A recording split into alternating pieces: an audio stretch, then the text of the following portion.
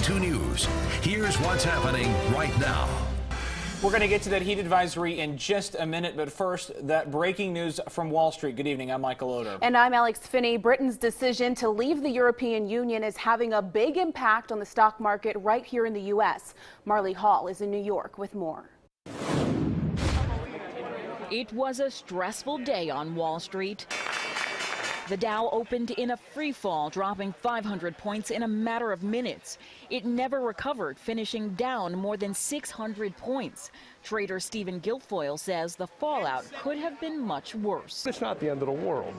We are not down the way the rest of the world is. Britain is the world's 5th largest economy, and the decision to leave the European Union is expected to have an enormous impact on trade and business investment.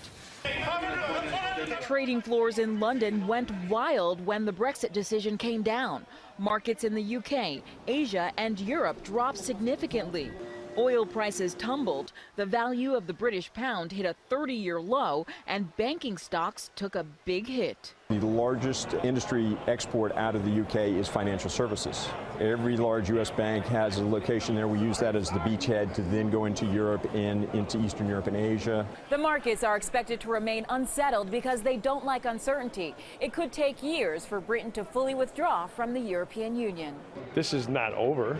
This is just the beginning of a long process. The Federal Reserve says it's ready to step in and help other countries' central banks if needed. Just relax. The markets will go up, they will go down. Wall Street experts say people with 401ks and other long-term market investments shouldn't panic. Marley Hall, CBS News, Wall Street. Today's 600-point drop is the biggest hit the stock market has taken since 2011. Now, of course, stay with CBS 42 and the CBS Evening News for much more from Wall Street. It begins right after this newscast. Well, we don't have to tell you that the heat is on, and it is only going to get hotter this weekend. That is right. And of course, that's why Storm Track Chief Meteorologist Mark Prater has issued a weather aware for Saturday and Sunday. Mark joins us live in Alabaster. And Mark, people really need to be careful over the next few days, right? Yeah, and you know, we are from this area. So many of us have been around the heat before. We know that it can be very challenging, and we can get through it, but we just have to be smart, especially by staying hydrated. That is so important because we're made of water. We've got to keep replenishing. So if you're outside just standing sweating, you're losing some of that precious water. So make sure that you stay hydrated and the kids stay hydrated, because I'm out here at the Alabaster Veterans Park, and we are here waiting for them to set up the movie projector, which is actually one of those blow-up projectors. They're going to have movie night here tonight for families in the Alabaster and Shelby County area. So it is going to be hot. Temperatures, they're already hot, but you factor in the dew point and the humidity, it's just absolutely unbearable at times, especially if you're out here for an extended period of time.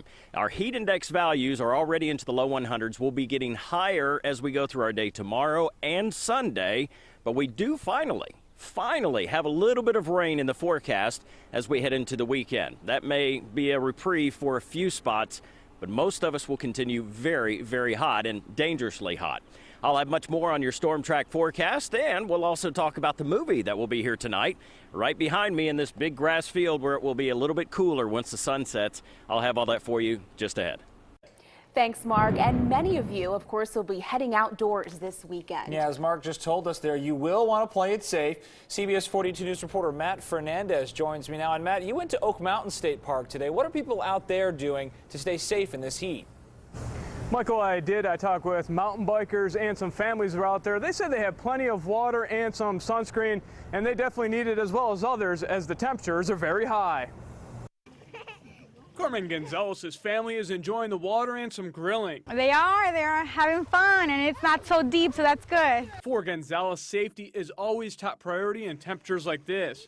She has all the essentials. We have plenty of water, drinks, especially water, but we also tried for them to have sunscreen, which is very important because the sun is very hot today.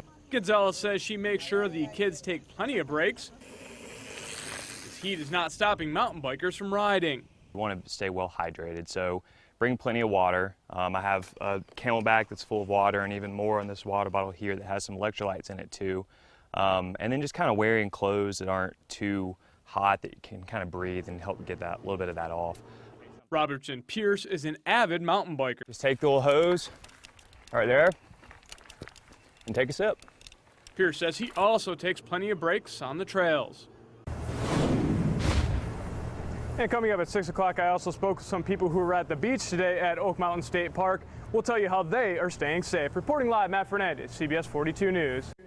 Thank you, Matt. We cannot stress enough the importance of staying hydrated on excessively hot days. Now, according to the CDC, you shouldn't wait until you're thirsty to drink more fluids. They want you to drink about 2 to 4 cups of water every hour while you're working or exercising outside. And of course, this is always the hard one. Avoid alcohol or those sugary drinks. Now, if you want more information on staying hydrated, head over to WIAT.com. Some of what you learn may surprise you. You can find that article by clicking on News, then Links. New at 5, the cause of a deadly crash on Highway 11 in Tuscaloosa County is under investigation. The crash happened near the Black Warrior River Bridge just after 10 o'clock this morning. We're told 2 cars collided. The driver of one of the cars was killed. The other was injured. The area was shut down for 2 hours while crews cleared that wreckage. And right now, a portion of I-759 in Etowah County is still closed 10 hours after a deadly crash. According to Gadsden police, a tractor trailer crossed over the median and hit another big rig right head on. One of the drivers was killed. The other was taken to the hospital. Well, CBS 42 News traffic reporter Cameron Edgeworth joining us live from I-759. And Cameron, what does traffic look like out there right now? Well, Michael, right now there isn't too much traffic. I actually just merged from I-759 onto I-59, and things weren't looking too bad on I-759 because the eastbound lanes are still closed right now. Traffic is not able to go that way, and I just spoke to the Gadsden City Police, and they say they are not sure how much longer I-759 eastbound will be closed. Westbound is still open. Right now, here's I-59. I'm traveling southbound towards Birmingham. You can see if you're traveling north and eastbound that the traffic is starting to build just a little bit because I-759 is closed, so people are having to go a little further and getting on the Highway 411 exit. Now, if you do have to travel that area and that's your normal commute, Gadsden State Police says your best bet is to take Highway 431 or Highway 238 to get around that traffic until Highway I-759 is back open in the eastbound lanes. Back to you guys. Good information. Thank you, Cameron. Well, right now, crews are still cleaning up a chemical spill at Samford University. Yeah, they have been out there all day. Now, we're told someone broke into the chemical lab in Probst Hall and made a very big mess. Parts of campus were evacuated and several activities were rescheduled. New at 5, a man who was injured in an industrial accident this morning is recovering. The Birmingham Fire Department tells us the man was working on Avenue F in Ensley this morning when he got caught between 2 machines. Now, they took him to UAB Hospital for treatment. We're told his injuries are minor. Also new at 5, the cause of a deadly fire in Talladega County is under investigation. The coroner tells us 67-year-old Susan Hillfields was killed when her house in Munford caught fire early this morning. Her 7 dogs and 3 cats also died. All new out of Coleman County tonight, CBS 42 News has learned the principal of Coleman High School has been transferred. Now, back in April, Dr. Elton Bolden was charged with trespassing after visiting a student's home. He was temporarily placed on leave. Now Bolden is starting a new job with the Coleman City School System. He's in charge of the system's new virtual school program. He will work out of the central office. A preview of November. That is the question political experts here in the U.S. are asking after UK voters decided to leave the European Union. The decision could have an impact on how our presidential race plays out. CBS 42 News national correspondent Mark Meredith is in D.C. with more. Overseas and in the middle of the action, Donald Trump is starting the weekend in Scotland and putting himself in the global spotlight. It's an amazing day, very historic day for a lot of reasons. Speaking from his golf resort, Trump is comparing the decision by UK voters to leave the European Union as a similar situation American voters will face in November. I really do see a parallel between what's happening in the United States and what's happening here. People want to see borders. Trump's European visit comes after a particularly rough week on the campaign trail. Trump fired his campaign manager, admitted his fundraising numbers are significantly less compared to Democrats, and continues to face uncertainty about his support from fellow Republicans. Thank you. Hillary Clinton will head to Indianapolis on Sunday to speak before a U.S. Conference of Mayors. But it's her former rival, Vermont Senator Bernie Sanders, who's stealing the spotlight, saying for the first time he'll support Clinton in the fall. Are you going to vote for Hillary Clinton in November? Yes. Yeah, I think the issue right here is I'm going to do everything I can to defeat Donald Trump. While Sanders says he's going to vote for Clinton, there's still no word when we're going to see that endorsement or some sort of joint appearance. We may have to wait up until the convention in Philadelphia, which is now 1 month away. That's a quick look at where things stand in the race for the White House. In Washington, I'm Mark Meredith. Well, the Orlando terror attack struck a chord with people all across the country. That's right, and it prompted many to take action, including a student at the University of Montevallo. Jesse Johnson fought back against the hatred and violence by doing one simple thing most of us do all the time. He posted a message to Facebook. Now, what Jesse said changed his life, and it also got the attention of CBS News correspondent Steve Hartman. He will share Jesse's story tonight on the CBS Evening News. Well, a new report finds Alabama is not one of the best places to raise your children. Yeah, the reason why, that's ahead. Plus, creepy critters are crawling around downtown Birmingham. What the city's doing to catch them, that's coming up. And I'm Mark Prater, live from Alabaster, getting ready for family movie night here at Veterans Park, but it's hot. I don't have to tell you that, but it's about to get hotter. I'll have more on your storm track forecast coming up.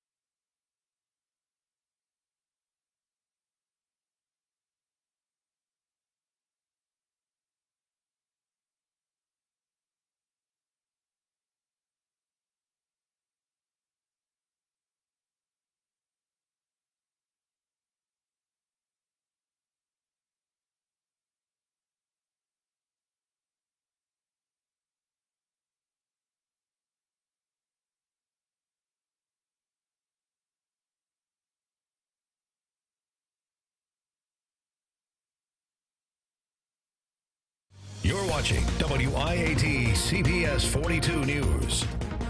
Parents know this, raising children no easy task, and where you live can play an important role in a young person's life. That's right, but a new study finds Alabama doesn't exactly provide the best quality of life for kids. Now, according to the Annie E. Casey Foundation, Alabama, Nevada, Louisiana, and New Mexico are at the bottom of the list of best states to raise a family. The foundation looked at the following categories to come up with their conclusion. They looked at economic and health conditions, education, and quality of communities. Now, according to the study, Minnesota is most child-friendly when it comes to raising your kids. Massachusetts, Iowa, New Hampshire, and Connecticut round out the top 5.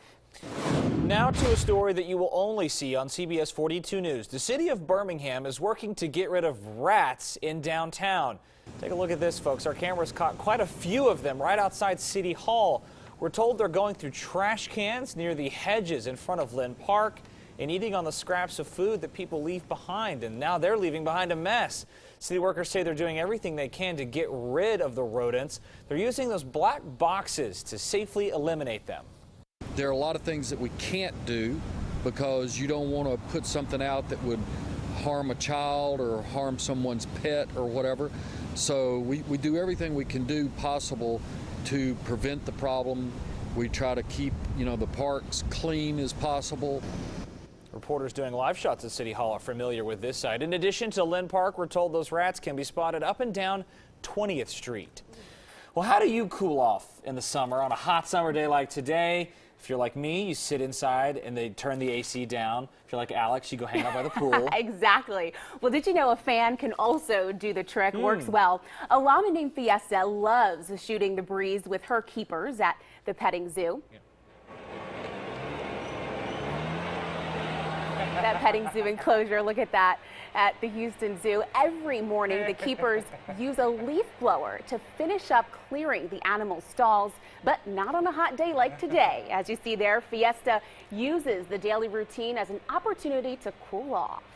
I gotta enjoy that. Trust me, there are some days around here where you kind of just want to stand in front of a fan all day long. And Mark Prater, chief meteorologist, out this evening in the heat in Alabaster. Mark? Yeah, I'm down here getting ready for family movie night, which they're going to have a movie, Shaun the Sheep, I believe that's what it is. We are we've been standing in the shade. There's a little bit of a breeze, and it's not that bad if you're in the shade, but it's when you're in the sun that it really starts to crank up as far as the heat is. And we just want to remind everybody, you got to drink lots of water. It's easy to forget to do, but it's very important since we're made of water. And hydrate. I mean, I've been drinking bottled water all day today to be prepared for this evening because I'm out here perspiring just like anybody else would because of the fact it's just the only way our body can cool off. So do that for sure. Make sure the kids are hydrated as well. We've got softball tournaments and games going on over here just to our right. So, immediately you're thinking, you got to make sure everybody is prepared and try to stay cool as often as you can. I mean, certainly pools, lakes, that helps, but you got to keep the body hydrated, and that's the key. Now, as we look at temperatures across the area, temperatures are not necessarily extreme. We do have low to mid-90s, and that's really pretty hot for June, but not unusual for summer here in Alabama. But when you factor in the humidity, the dew points are up, that's when it really starts to feel so hot, and we've got numbers which are into the low 100s in many locations across the area. And across our area tomorrow, I expect that we will see some spots hit 105, maybe 108 for a high temperature as far as the heat index goes. The actual air temperature will be into the mid-90s, which is hot enough already. But all things considered, you have to remember that this moisture is really what's going to be the debilitating factor to our bodies because of the fact when we sweat, we just can't, the water won't evaporate that quickly because the atmosphere is already full of water with dew points so high. Sunday, very similar scenario. The only saving grace we would have would be a few isolated showers. Those will pop up as we get into the afternoon. Saturday, about a 20% coverage. So that means a number of us will be rain-free, and that means hot. So certainly I've issued the weather aware for Saturday as well as Sunday to make sure we cover all bases, that everybody is aware how hot it really will be, and certainly to be prepared for that. But across our area, we still have a few fair weather clouds. Those cumulus clouds pass from time to time, but plenty of sunshine is getting through. And with the high pressure which is sitting on top of us and has been for a number of days now, that really helps to squash any development upward with showers and thunderstorms. They have to build up to where the temperatures are cooler, and we just don't have that right now. All of the air is sinking, and it heats as it sinks, so that is helping to add to the heat along with the direct sunshine which we've had throughout much of the day. Now, across the southeast, we will see temperatures stay hot right into the first of next week, but there are some changes which will be happening, and that's encouraging. We'll start to see a bit more cloud cover as well as a better shot at showers and thunderstorms. Now, this high pressure which is over us will start to weaken just a bit, and hopefully by Monday we can get about a 50% coverage of rain and a few thunderstorms. The other side of the coin of that is when we have thunderstorms this time of the year, we have to be so careful of the lightning, and this is Lightning Preparedness Week here in Alabama, so it's just to remind everybody that when we have hundreds of strokes of lightning from the clouds to the ground, during the particular thunderstorm in one area, they don't move much, so you have a lot of electricity that does pass through the area. That rain chance, it's going to carry right into the middle of next week. It'll be about 30 to 40% coverage, and we'll see temperatures starting to cool down just a bit. So guys, they haven't set up the projector screen yet, but as we get towards 7:30, 8 o'clock, things should be kicking off for a movie around here in Alabaster. Back to you. Mark Prater sweating it out in Alabaster this evening. Well, big congratulations to the Montevallo boys and girls soccer team. They are this week's One Team at a Time. Yeah, CBS 42 sports anchor Chris Wrinkle has their story.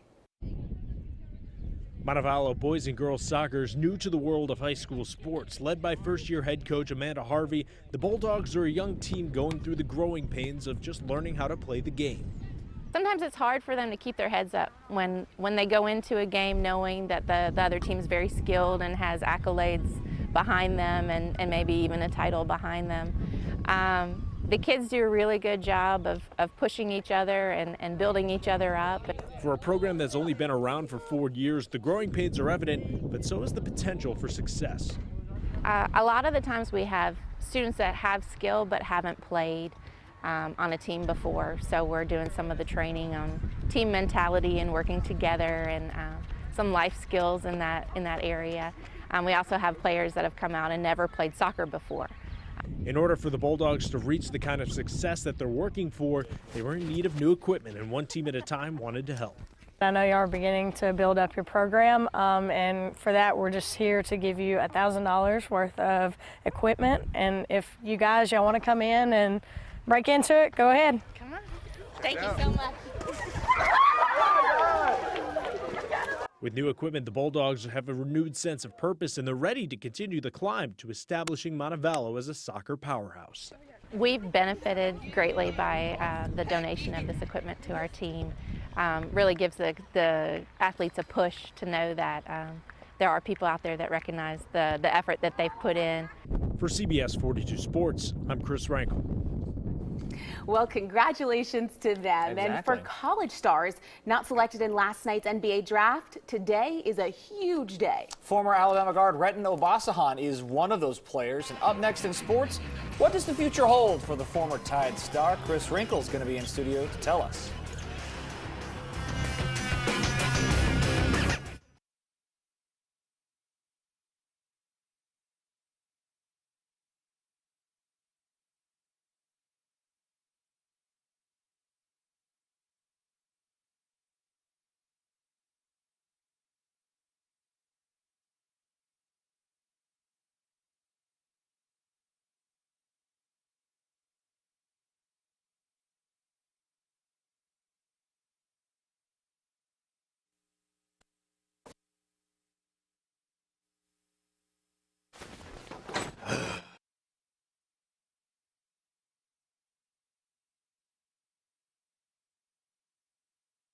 Five, 6, 7, 8, 9, 10, 11, 12.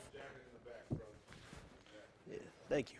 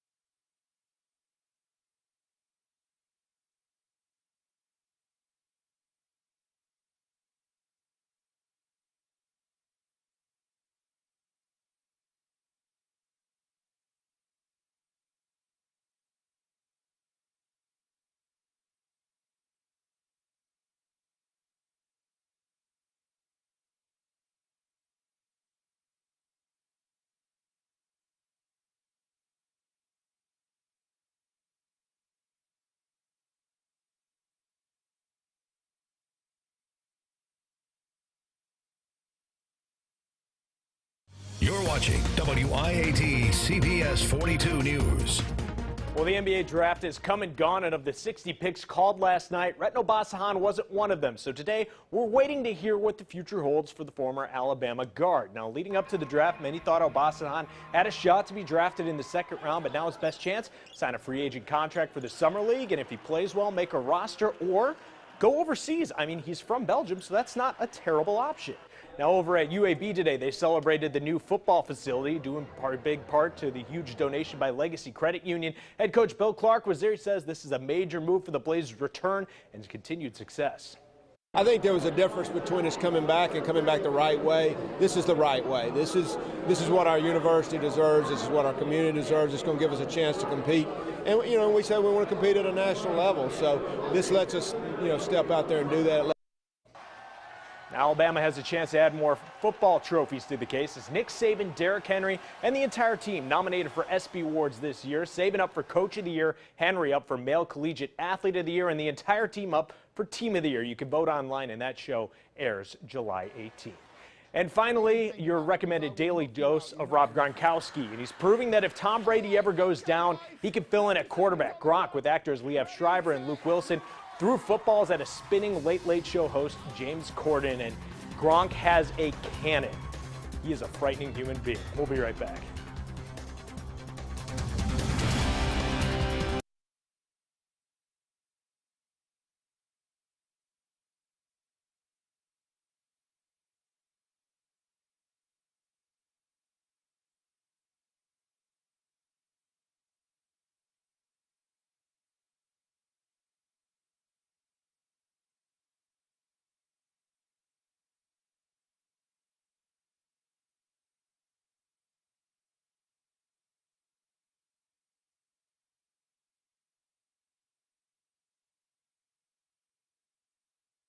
That's fine.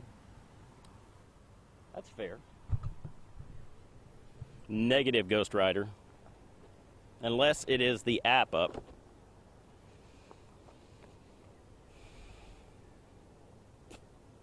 Right. All right, Sean the sheep, right? Sean the sheep. You could say Shaun of the Dead, but that would be wrong. What'd you say?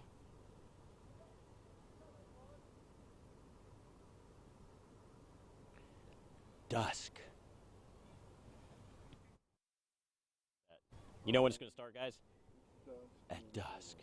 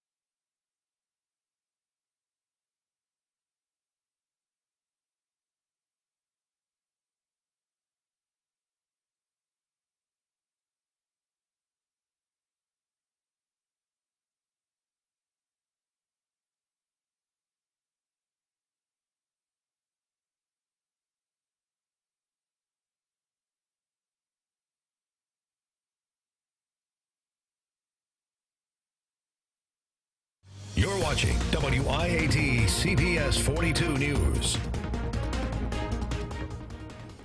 Well, it's hot in Alabaster and it's hot everywhere, but it will continue to cool gradually after the sunset. So if you're planning on bringing the family out here tonight to watch Shaun the Sheep, who, by the way, our friend Marcus Stroud back there in the studio, huge fan of this. He said that it's a great movie. Bring the family out, but it is going to be warm. Make sure that you have plenty of drinks, bring your own snacks, and they'll be setting up the inflatable screen here within the next hour or so. Guys, back to you. Mark, it's hot out there, man. Absolutely. Well, we'll see you all back here at 6 o'clock. Take care.